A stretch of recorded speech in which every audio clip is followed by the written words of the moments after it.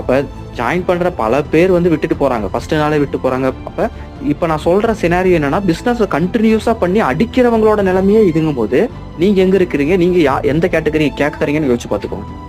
அப்ப அவங்களெல்லாம் நம்ம கணக்கே வச்சுக்க முடியாது. நம்ம பாட்டுக்கு ஆள சேர்த்தணும். பிசினஸ சொல்லணும், புரிய வைக்கணும். காது குடுத்து கேட்கறவங்களே இங்க கம்மிங்க.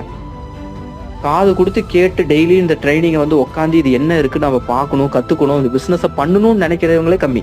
அப்படி நினைக்கிறவங்களும் பண்ண ஆரம்பிச்சு பிசினஸ் என்னன்னு முழு ஆழத்தை புரிஞ்சுக்காம, சரியாவே புரிஞ்சுக்காம, குருட்டாம்போக்குல ட்ரெய்னிங்க பார்த்துக்கிட்டு குருட்டாம்போக்குல பண்ணியே பிரான்ஸ் அடிச்சுட்டு, அவங்களுக்கே பிசினஸ் புரியாம வெளிய போறவங்க நான் அதிகம் அப்படின்னு நான் சொல்லிட்டு இருக்கேன்.